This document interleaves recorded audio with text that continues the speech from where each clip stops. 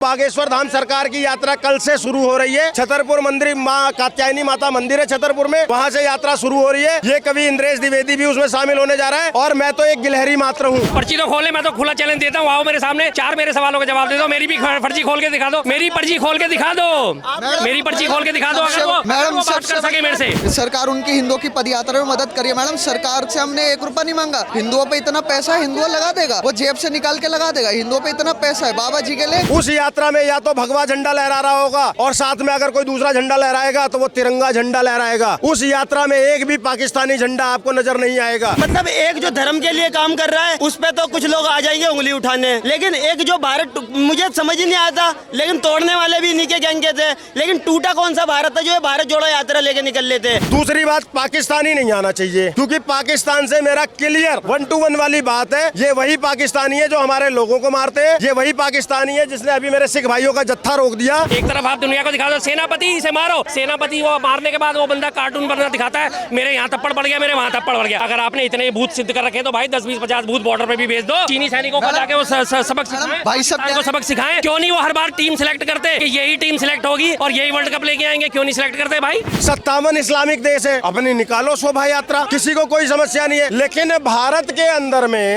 अंदर में जो सनातन बाहुल्य है, हिंदू बाहुल्य देश है, उसमें सनातन की यात्रा के लिए किसी को क्यों आपत्ति है भाई? तो फिर जो सब कुछ पहले से तय है तो फिर वो पर्ची खोल के कैसे बताते हैं आप ये काम कर लो आपका ये काम हो जाएगा, आप ये काम कर लो आपका ये काम हो जाएगा। 25 10वीं पास हो जाएगी। हनुमान जी बताओ, 25 10वीं पास हो गई, फिर कैसे बता दिया? जब आप अच्छा बता सकते हो तो बुरा क्यों नहीं बता सकते भाई? हम भारत में पदयात्रा निकालेंगे और बागेश्वर बाबा के साथ में, बागेश्वर धाम सरकार के साथ में हम कदम से कदम मिलाकर चलेंगे।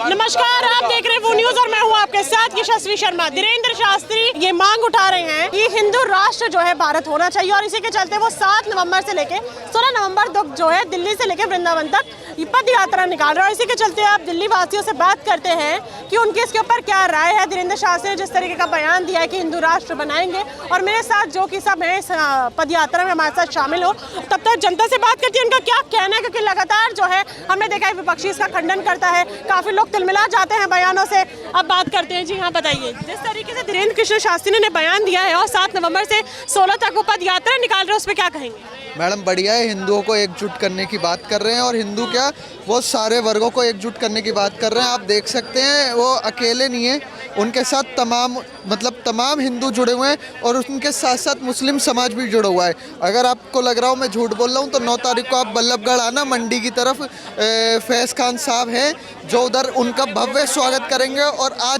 अभी भी उन्होंने कॉन्स्टिट्यूशन क्लब में प्रेस कॉन्फ्रेंस को संबोधित करा और उसमें कहा है हम एकजुट रहेंगे। भारत के अंदर कोई भी गैर गतिविधियाँ होगी हम उसका विरोध करते हैं और हम हिंदू मुस्लिम की भाईचारा की परिकल्पना जो सोचते हैं उसको हम एक दिन मिसाल बना के दिखाएंगे। किस नजरिए से देखते हैं जिस तरीके से धीरेन्द्र कृष्ण शास्त्री जो है अब 7 नवंबर से लेकर 16 नवंबर तक जो है पद यात्रा निकाल रहे हैं हिंदू राष्ट्र घोषित करने के लिए, उसको किस नजर से आप? पूरी तरह असंवैधानिक है, बिल्कुल असंवैधानिक है। अगर गजवा हिंद की बात करना है असंवैधानिक है, खालिस्तान की बात करना है असंवैधानिक है, अलग बोडोलैंड की बात करना है असंवैधानिक है, तो सीधी सी बात है ये भी असंवैधानिक है। हिंदू राष्ट्र की बात करना भी असंवैधानिक है। संविधान धर्म चाहते हैं इतनी सारी मुस्लिम कंट्री अगर एक हिंदू राष्ट्र बन गया तो क्या दिक्कत हो गई उसमें? ठीक है जी, इतनी सारी मुस्लिम कंट्रियों के हाल देखें आपने। सूडान में देखिए कितनी बुरी तरह नरसंहार हो रहा है, कितनी बुरी तरह नरसंहार हो रहा है। ईरान इराक में क्या होता है, तालिबान में क्या होता है, महिलाओं को जो है बाहर निकलने की आज़ादी नहीं है। आप ऐसी पाबंदियां लगाना चाहते हैं, आप ऐसा देश बनाना चाहते हैं। अभी पीछे तुर्की में भूकंप आया था, मैं आपको पुरानी बात याद दिलाता हूँ। तुर्की में भूकंप आया था तो महिलाएं जो है ना मलबे के नीचे दबी हुई थी, लेकिन तुर्की में जो है शरिया कानून चलता है तो वहाँ पे जो पुरुष बचाव कर्मी थे उनको बिल्कुल मनाही थी कि आप हाथ नहीं लगा सकते, उनका हाथ पकड़ के उन्हें बाहर नहीं निकाल सकते। उन्हें अगर किस तरह से निकाला गया, उनके ऊपर कपड़ा बांधा गया, किसी तरह से कपड़ा लपेटा गया कि त्वचा से त्वचा का संपर्क ना हो पाए, किसी तरह से कपड़े बांध करके खींचतान करके किसी को बचाया गया। और जिनके पास ऐसी फैसिलिटी नहीं थी कि वास्तव में उन्हें हाथ पकड़ के किसी तरह से निकालना था, उनको निकाल ही नहीं पाया और वो वहीं मलबे में दफन हो गए। तो ऐसा राष्ट्र बनाना चाहते हैं आप? क्या फ़ायदा उन मुस्लिम राष्ट्रों का भाई? क्या फ़ायदा उन 56 का इस्लामिक कंट्रियों का कि जिसमें इतनी बुरी तरह से हालत पैदा कर रखी है कि महिलाओं को अपनी आवाज़ निकालने की आज़ादी नहीं है, महिलाओं को बुर्के में ही बाहर आना होगा, महिलाओं को पुरुष के साथ बाहर जाना होगा। पीछे हो जा, बहुत हो गया तेरा। तो ऐसा कट्टरपना आप लाना चाहते हैं देश में? मैडम हमारे भाई साहब ने बोला कि ऐसी संवैधानिक बात है, तो इनसे ये पूछिए, भारतवर्ष आया वर्ते भरत खंडे, और दूसरी बात, भारत कहाँ का है, आया वर्ते क्या कहाँ से पढ़ा, और इंडिया नाम के जो तमाम नाम है ये कहाँ से पढ़े हैं? क्योंकि पहले हिंदुस्तान जो था वो हिंदुओं का, हिंदुस्तान का मतलब होता है हिंदुओं का स्थान। तो मेरा मानना है हिंदुओं के स्थान में अगर कोई ऐसी पदयात्रा निकाल रहा है तो असंवैधानिक हो ही नहीं सकती, सबसे बड़ी बात। तो कैसे इनकी विचारधारा कैसी है फिर? सवाल अगर उठता है, जैसे कि हम देख रहे हैं कि हिंदुओं की पदयात्रा निकल रही है, अगर यही पदयात्रा इस्लामिक, क्रिश्चियन, सिख को होती तो आपको लगता है कि उनको परमिशन दी गई होती और सरकार उसी तरीके से सपोर्ट करती, जैसे धीरेन्द्र कृष्ण शास्त्री को सपोर्ट कर रही है? सरकार नहीं कर रही है, बस परमिशन है, मिल गई है। और मुझे लगता है ऐसा नहीं है। एक बात बताइए ना, जो मुसलमान कर रहे हैं हिंदू के साथ, वो नहीं चल रहा क्या? और दूसरी बात, जो आप कह रहे हो मुसलमान मतलब हिंदू जो है, सरकार उनकी हिंदुओं की पदयात्रा में मदद करिए। मैडम, सरकार से हमने 1 रुपया नहीं मांगा। हिंदुओं पे इतना पैसा है, हिंदुओं लगा देगा, वो जेब से निकाल के लगा देगा। हिंदुओं पे इतना पैसा है। बाबा जी के लिए, दिल्ली की एक घटना बताता हूँ, दिल्ली में एक व्यापारी है, उसके पास अपना हेलीकॉप्टर है, उसने बाबा जी के लिए भेज दिया। तो सरकार तो नहीं आई ना बीच में। मैडम, हिंदुओं पे बहुत पैसा है, पदयात्रा वो अपने पैसों से निकलवा रहे हैं। बस उसके लिए परमिशन थी जो गवर्नमेंट में अप्रूव्ड कर दिया। और मुझे लगता है अगर मोमडन भी आने वाले टाइम में निकालेगा तो गवर्नमेंट भी अप्रूव्ड करेगी, क्योंकि ये एक कह सकते हैं कि संवैधानिक तौर पे हम अपने आप को आगे कर रहे हैं, बस बात खत्म। और माइनॉरिटी है मैडम, माइनॉरिटी को तो ज़्यादा हक देती है गवर्नमेंट हर चीज़ में। देखा होगा आपने, अस्पताल चले जाओ सबसे ज़्यादा वो मिलेंगे, राशन की लाइन में चले जाओ सबसे ज़्यादा वो मिलेगा, हर जगह उन्हीं की ही देखने ना तादाद ज़्यादा होगी। मैडम देखिए, बीजेपी से तो नहीं है कोई नेता, ये धीरेन्द्र शास्त्री जी, तो इनका जो युवा नेता है 57 साल का, कौन सा ऐसा भारत टूटा था जो भारत जोड़ो यात्रा लेकर निकला था? ये बताइए ना। मतलब एक जो धर्म के लिए काम कर रहा है उस पे तो कुछ लोग आ जाएंगे उंगली उठाने, लेकिन एक जो भारत, मुझे समझ ही नहीं आता, लेकिन तोड़ने वाले भी इन्हीं के गैंग के थे, लेकिन टूटा कौन सा भारत था जो है भारत जोड़ो यात्रा लेके निकल लेते? ठीक है, अभी जब तमिलनाडु में हिंदी बैन होने की बात हुई तब राहुल गांधी कहीं से कहीं तक नजर नहीं आया। तो मैडम, धीरेन्द्र शास्त्री से किस आदमी को दिक्कत है? किसकी कौन सी पर्ची खोल दी इनकी उन्होंने? ये बताइए। खोल सकते हैं वो पर्ची तो खोले, मैं तो खुला चैलेंज देता हूँ, आओ मेरे सामने, 4 मेरे सवालों का जवाब दे दो। मेरी भी पर्ची खोल के दिखा दो, मेरी पर्ची खोल के दिखा दो, मेरी पर्ची खोल के दिखा दो। अगर वो बात कर सके मेरे से, हिंदू की बात कर रहे हैं। भाई साहब ने कहा कि हर जगह माइनॉरिटी नजर आते हैं, 100 करोड़ हिंदू है। 1 मिनट यार, तब मैंने सुनी ना आराम से तुम दोनों की बातें। भाई साहब ने बात करी कि माइनॉरिटी हर जगह आपको नजर आएंगे, हॉस्पिटल में नजर आएंगे, राशन की लाइन में नजर आएंगे। आज 81 करोड़ लोगों को राशन दिया जा रहा है। 81 करोड़ में अगर 25 करोड़ की 25 करोड़ मुस्लिम जनसंख्या भी घटा दी जाए तो कितने बचे? 55 करोड़। 55 करोड़ कौन है? हिंदू है ना, तो ज्यादा कौन हुए राशन की लाइन में? हिंदू। 100 करोड़ हिंदू हैं, 25 करोड़ मुसलमान हैं। अस्पतालों की लाइन में आपको फिर एवरेज किसकी ज्यादा मिलेगी? हर 4 पे 1 मिलेगा मुसलमान, और 4 आदमी हिंदू के होंगे या नहीं होंगे? शर्मा जी से मैं कहूँगा चश्मा लगाए मेरे साथ, चश्मा लगाए मेरे साथ, दिल्ली के तमाम हॉस्पिटल चले, आरएमएल चल रहे, LNJP चल रहे, और जग प्रवेश चल रहे, जग प्रवेश, जितने भी तमाम गवर्नमेंट हॉस्पिटल है, अगर ये कह दे उसमें मोमडन्स ज़्यादा नहीं जाते, मैं अपना नाम बदल दूंगा, चांदनी चौकाना छोड़ दूंगा, ओपन चैलेंज से। सारी बात छोड़िए, मैं भी चांदनी चौकाना छोड़ दूं। अभी शर्मा जी क्या गूगल से ही चेक कर लो, सबसे ज्यादा आबादी कौन से बच्चे कितने साल में, 1 साल में कितने बच्चे कौन से धर्म के पैदा होते हैं, इनसे पूछ लो। और दूसरी बात, ये जो कह रहे बाबा पर्ची खोल के दिखाए, तो सर मैं आपसे क्या कहूँगा, आप इतने बड़े नहीं है कि बाबा जी से आप ऊपर उठ गए। आप बाबा जी के पास जाओ, आप उनसे बोल के दिखाओ, आपकी पर्ची छोड़ो, आपका पूरा काला चिट्ठा भी खोल देंगे। काला चिट्ठा खोल देंगे। वो व्यक्ति जो पहले फेसबुक पे सारा का सारा डिटेल पता करता है पत्रकार की, आपका नाम ये है, आप यहाँ पे काम करते हैं, आपकी भतीजी का गृह प्रवेश हुआ था, उसमें आप गए थे, हाँ बाबा जी, हाँ बाबा जी, हाँ बाबा जी। अरे भाई, अगर वास्तव में इतने ज्ञानी हो तो क्यों नहीं बताया उड़ीसा में दुर्घटना होने वाली है? क्यों नहीं बताया हवाई जहाज गिरने वाला है गुजरात में, 350 व्यक्ति मारे गए? अगर आपके पास इतनी ही ताकत है तो क्यों नहीं चीन में जो हमारे 19 गलवान घाटी में 19 सैनिक शहीद हुए थे, क्यों नहीं बताया कि चीनी आक्रमण होने वाला है? एक तरफ आप दुनिया को दिखा दो, सेनापति से मारो, सेनापति वो मारने के बाद वो बंदा कार्टून बनना दिखाता है, मेरे यहाँ थप्पड़ पड़ गया, मेरे वहाँ थप्पड़ पड़ गया। अगर आपने इतने भूत सिद्ध कर रखे तो भाई 10, 20, 50 भूत बॉर्डर पे भी भेज दो, चीनी सैनिकों को जाके वो सबक सिखाएं, भाई साहब को सबक सिखाएं। क्यों नहीं वो हर बार टीम सिलेक्ट करते कि यही टीम सिलेक्ट होगी और यही वर्ल्ड कप लेके आएंगे? क्यों नहीं सिलेक्ट करते भाई? मैडम, घटना की बोल रहे हैं, मैं इनकी घटना के एक तथ्य, अरे सुन तो लीजिए मैडम, महाभारत में भी श्री कृष्ण को पता था कि सर रामायण में भी था, विधि का विधान लिखा हुआ है, विधि का विधान लिखा हुआ है, क्या होना क्या नहीं। अगर मानना है तो मानो, नहीं मानना तो मत मानो, सबसे बड़ी बात। अब इसी बात का जवाब देता हूँ कि पहले से पता था ये होना था, इन्होंने तर्क दे दिया, तो फिर जो सब कुछ पहले से तय है तो फिर वो पर्ची खोल के कैसे बताते हैं आप ये काम कर लो आपका ये काम हो जाएगा, आप ये काम कर लो आपका ये काम हो जाएगा। बच्ची 10वीं पास हो जाएगी, हनुमान जी बताओ, बच्ची 10वीं पास हो गई, फिर कैसे बता दिया? जब आप अच्छा बता सकते हो तो बुरा क्यों नहीं बता सकते भाई? बुरा क्यों नहीं बता सकते? धीरेन्द्र शास्त्री पद यात्रा जो है अब निकालेंगे, कल से शुरू हो जाएगी और 16 नवंबर तक चलेगी।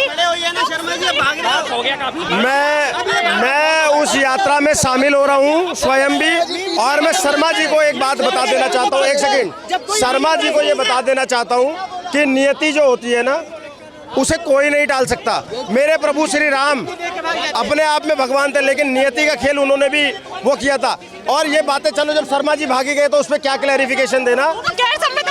नहीं, अरे देखो मैडम, इन लोगों को वो गैर संवैधानिक लगता है और इन लोगों को वो संवैधानिक लग जाते हैं। कौन? कन्हैया लाल दर्जी के हत्यारे। तो इनके तो आंख पे अलग चश्मा पड़ा हुआ है ना, सावन के अंधे को सब जगह हरा हरा नजर आता है, तो ये फैक्ट है। अब मैं बता देता हूँ, बागेश्वर धाम सरकार की यात्रा कल से शुरू हो रही है। छतरपुर मंदिर, माँ कात्यायनी माता मंदिर है छतरपुर में, वहाँ से यात्रा शुरू हो रही है। ये कवि इंद्रेश द्विवेदी भी उसमें शामिल होने जा रहा है, और मैं तो एक गिलहरी मात्र हूँ। जैसे पुल बनाने में हमारी एक गिलहरी मात्र थी, उसी प्रकार से इंद्रेश द्विवेदी तो सनातन का एक कण मात्र है जो उसमें शामिल हो रहा है। लेकिन हजारों और लाखों की तादाद में लोग आ रहे हैं। 7 तारीख से 16 तारीख तक भव्य पद यात्रा चलेगी, भव्य पद यात्रा, और उस पद यात्रा को ये लोग देखेंगे और इनको जलन होगी और बरनोल का स्टॉक मार्केट में खत्म होने वाला है। ये मैं आपको बता देता हूँ। क्यों? क्योंकि इनको सनातन की यात्रा से प्रॉब्लम है। इन लोगों को कभी भी और चीज़ों से प्रॉब्लम नहीं होती। इनको हिंदू धर्म से प्रॉब्लम है, इनको हमारे रिचुअल से प्रॉब्लम है, इनको हमारे संस्कारों से प्रॉब्लम है, इनको हमारी सभ्यता से प्रॉब्लम है। ये क्योंकि ये दोगलापन है इनके अंदर में। अगर ये बात उठती जैसे कि सनातन धर्म के लिए यात्रा निकाली जा रही है, अगर यही यात्रा इस्लाम को लेकर निकाली जाती, सरकार परमिशन देती, आपको लगता है? 2 बातें बता देता हूँ। भारत का जब विभाजन हुआ तो एक देश बना और 1971 में फिर दूसरा देश बना। जब भारत का विभाजन हुआ दो सब क्या थे, हिंदू मुसलमान सब जिस देश में चाहे उस देश में रह सकते हैं। एक देश आज इस्लामिक कंट्री हो गया। फिर 1971 में जो भारत की देन से बना, पाकिस्तान से आज़ाद करा के बनवाया, वो भी आज इस्लामिक देश है। 57 इस्लामिक देश है। अपनी निकालो शोभा यात्रा, किसी को कोई समस्या नहीं है। लेकिन भारत के अंदर में जो सनातन बाहुल्य है, हिंदू बाहुल्य देश है, उसमें सनातन की यात्रा के लिए किसी को क्यों आपत्ति है भाई? भारत, इसका दूसरा एक नाम क्या है भारत का? हिंदुस्तान। हिंदुस्तान किसने दिया नाम? हिंदुस्तान किसने दिया नाम? तो जब हिंदू के रहने का स्थान ही है तो हिंदुओं को यात्रा निकालने के लिए परमिशन की क्या आवश्यकता है?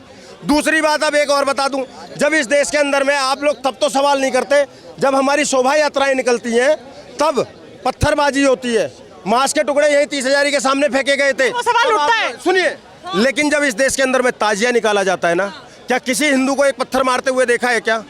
नहीं देखा ना। ऐसी खबर हमने कहीं पढ़ी नहीं देखा ना। तो मैं यही बताना चाह रहा हूँ कि परमिशन उस चीज की दी जाती है। अब आप जाओ, तौकीर रजा ने क्या काम करा? तौकीर रजा ने क्या काम करा?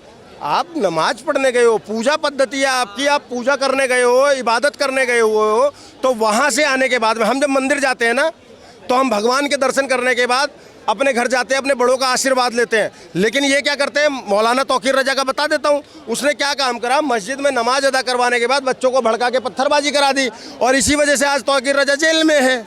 तो समस्या यहाँ पर है, हमें किसी से दिक्कत नहीं है। मैं ये कह रहा हूँ कि जब भारत इकलौता हिंदू राष्ट्र है ना, तो भारत के अंदर में हिंदू शोभा यात्रा निकाले तो आपके पेट में दर्द हो जाता है। क्यों भाई? हम अपनी पद यात्रा निकाल रहे हैं, हम अपने लोगों को जोड़ने की बातें कर रहे हैं, क्योंकि हमारे लोगों को बांटा जा रहा है। तुम लोग तो पहले से जुड़े हुए हो, तुम लोग तो जोड़ने की आवश्यकता नहीं है, भारत से लेकर फिलिस्तीन तक जुड़े हुए हो।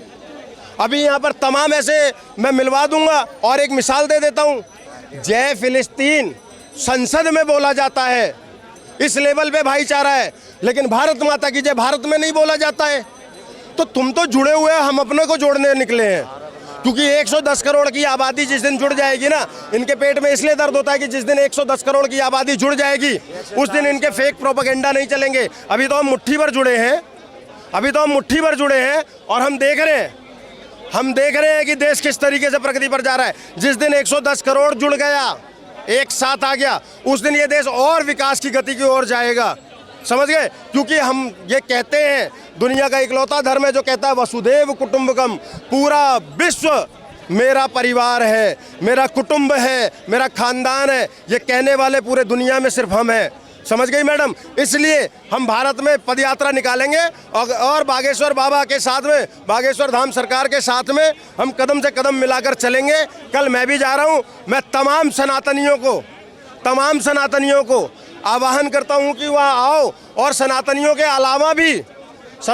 अलावा भी जिसके मन में प्रभु श्री राम के लिए प्रेम हो, जिसके मन में इंसानियत का प्रेम हो, जिसके मन में राष्ट्रवाद का प्रेम हो, जो देश की उन्नति चाहता हो, वो किसी भी जाति किसी भी धर्म का हो और वहाँ आए, पद यात्रा में शामिल हो। मैं एक बात की गारंटी देता हूँ, उस यात्रा में या तो भगवा झंडा लहरा रहा होगा और साथ में अगर कोई दूसरा झंडा लहराएगा तो वो तिरंगा झंडा लहराएगा। उस यात्रा में एक भी पाकिस्तानी झंडा आपको नजर नहीं आएगा। तो जो तिरंगे का सम्मान करते हैं, जो राष्ट्रवादी हैं, धर्मवादी हैं, वो तमाम लोग आए। और एक दो नहीं, मैं देख रहा हूँ वीडियोज, कितने मुस्लिम भाई ऐसे हैं जिन्होंने बागेश्वर धाम सरकार को बोला है कि हम आपकी यात्रा में शामिल होंगे, और बागेश्वर धाम सरकार ने भी उनका स्वागत किया कि आप बिल्कुल आइए। एक सवाल ये भी उठ रहा है कि बाहर के देशों से 12 लाख मुसलमान जो हैं वो भारत आ रहे हैं बात करने के लिए, अपनी समस्याएं जो है बताने के लिए आ रहे हैं। इसको किस नजरिए से देखते हैं कि वो भारत में आके अपनी समस्याएं बताना चाहते हैं, जाहिर करना चाहते हैं? दुनिया में कहीं से भी आ जाओ, मुझे इसकी जानकारी तो थी नहीं, लेकिन अभी मुझे पत्रकारों के थ्रू ही पता चल रहा है। मैं इस पर थोड़ा सा और गहन अध्ययन करूंगा। और पूरी दुनिया में किससे कहीं भी आ जाओ अपनी समस्या बताने के लिए, लेकिन फिर वापस चले जाना, घुसपैठ करके रुक मत जाना, पहली बात। दूसरी बात, पाकिस्तानी नहीं आना चाहिए, क्योंकि पाकिस्तान से मेरा क्लियर 1-to-1 वाली बात है। ये वही पाकिस्तानी है जो हमारे लोगों को मारते हैं, ये वही पाकिस्तानी है जिसने अभी मेरे सिख भाइयों का जत्था रोक दिया ये कहकर कि तुम तो हिंदू हो। समझ गए? तो उनका खुलकर विरोध होगा। जो लोग आ रहे हैं सभी कहा जा रहा है कि कहीं वो किसी और मानसिकता से, किसी और मंशा से, या फिर हम सीधा बोल सकते हैं आतंकवादी मानसिकता से तो नहीं आ रहे हैं भारत में। इस पे सरकार को और इंटेलिजेंस को नजर रखना पड़ेगा कि कौन ये कहाँ का वीजा लगवा कर और क्या करके यहाँ पर कोई आतंकवादी घुस ना जाए। ये तो समस्या है ना। और नहीं तो पता है क्या होगा, फिर कोई आतंकवादी हमला हो जाएगा तो कोई चांदनी चौक में मेरे से खड़ा होकर पूछ रहा होगा आतंकवादी आते कहाँ से हैं। तो इस पे तो नज़र रखनी पड़ेगी, ये बहुत आवश्यक है। और पाकिस्तानियों का खुलकर विरोध है। मुझे एक बात समझ में नहीं आती, आप एक बात बताइए, भारत के लोग पाकिस्तान का विरोध क्यों नहीं करते हैं तब जब वो सलमान खान को आतंकवादी घोषित कर देता है, जब वो मेरे सिख भाइयों के जत्थे को रोक देता है गुरु नानक देव जी के दर्शन करने के लिए। कल गुरुपूरब था भाई, हमारा इतना बड़ा त्यौहार, और हमारे गुरुदेव के दर्शन के लिए हमारे भाइयों को रोक दिया जाता है ये कहकर कि तुम हिंदू हो। और वही मेरे सिख भाई शाहीन बाग में बिरयानी खिलाते हैं। तो तुम भी तो थोड़ा सा भाईचारा रखो ना, या सारा भाईचारा दूसरों से ही चाहिए।